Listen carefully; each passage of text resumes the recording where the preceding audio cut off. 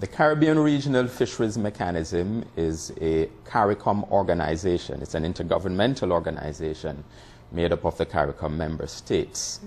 And its objective is to promote the sustainable development, conservation and management of our fishery resources.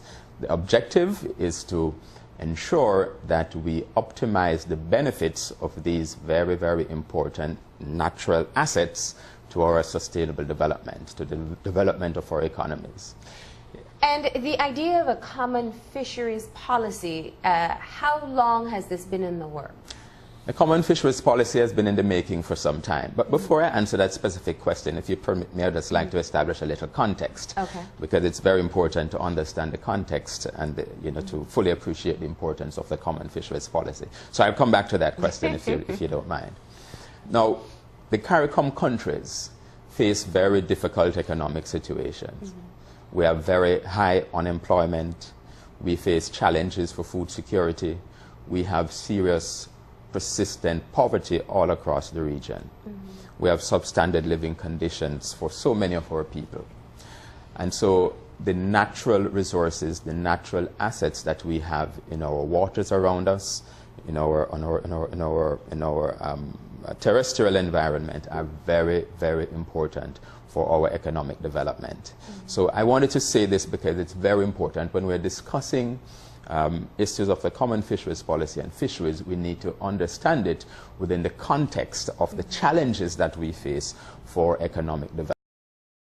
That we have some resources that can help us achieve our objectives of development and better quality of life, better standards of living. Now, the specific answer to your question, the common fisheries policy was initiated almost 10 years ago when in 2003 the heads of government, when they met in Trinidad and Tobago, mandated the development of a common fisheries policy to ensure that we use the fishery resources. Now, one of the things that I find interesting is that when we talk about the Caribbean specifically, and we put Belize into that context, while there are some similarities, there are a lot of differences as well. The type of species that we may be able to access, the type of fish products that we have on the market or that are our largest exports can vary very differently from what is found in the rest of the Caribbean. How, in putting together the common policy, are these things taken into consideration? Well, yes. The national and the local differences are a very important part of coming up with a common fisheries policy. Because where's the commonality? Now, this is actually a very important and a basic issue. And I tell you why. We all are within the Caribbean Sea. We share a common Caribbean Sea. And I tell you something, we are much, much more interconnected than we realize. The Caribbean Sea connects us. It is a dynamic system. It is constantly changing, but it connects us. And I will give you one simple example that illustrates the point very, very well. The lionfish. The lionfish enter the Caribbean Sea at a particular point in time from one country, and within a few years, it has spread across the entire Caribbean region. Now, many of the fishery resources that we have are shared resources.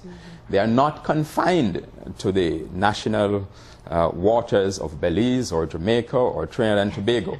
Many of these species migrate over large distances throughout the region and beyond in some cases. Others are connected at their larval stages. The lobster, for example.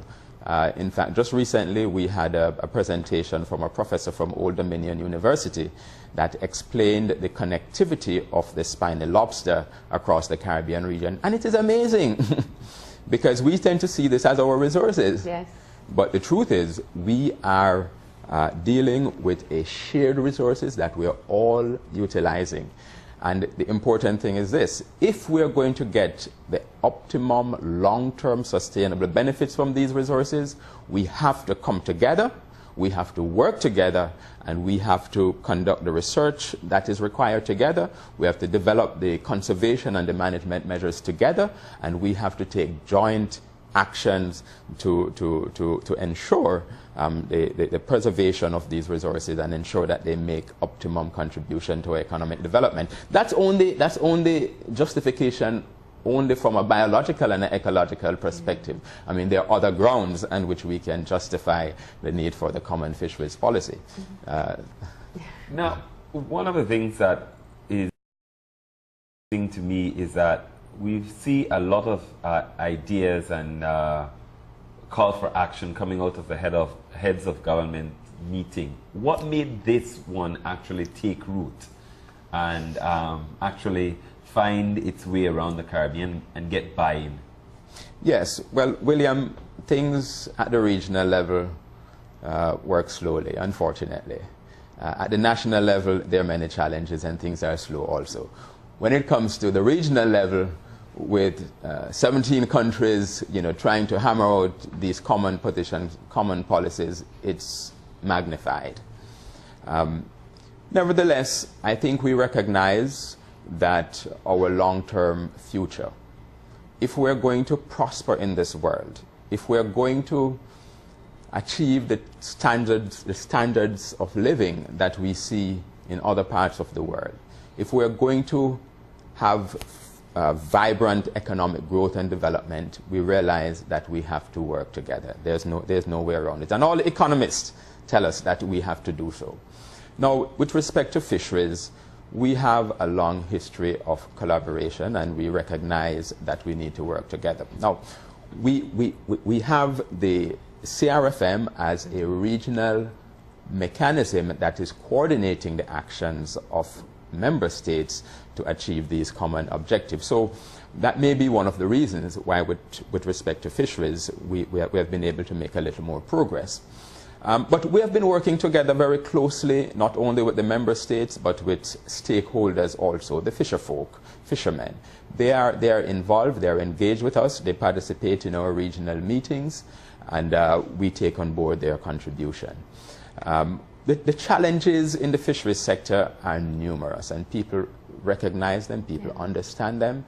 Not only the policymakers, as I said, but the stakeholders also, and I think they have been pushing and pressing, and so a part of the progress that we have achieved, I think, is due to this convergence of opinion and thinking, not only at the political level, but also at the grassroots level, that we need to take action, we need to work together, we need to change the situation, and they can see the benefits, the tangible benefits from closer collaboration and taking these actions. I love that you've said that, because I think if there's anytime we have a conversation about fisheries, that people are able to say is that the first people to detect when something has changed is the fisherfolk.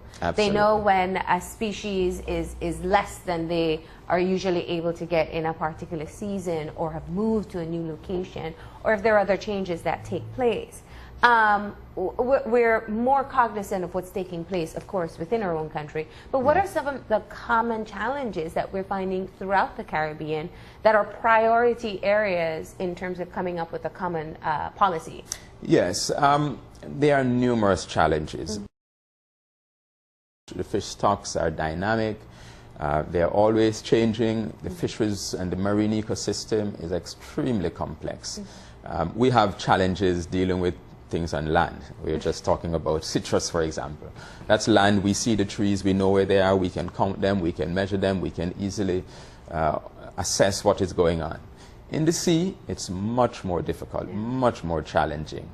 And so we have serious challenges with the research, with collecting the data that is required, with monitoring the changes that are taking place, with understanding not only the biological changes, the changes in the environment. For example, now we are dealing with climate change and ocean acidification and changes in the water temperature and all these things.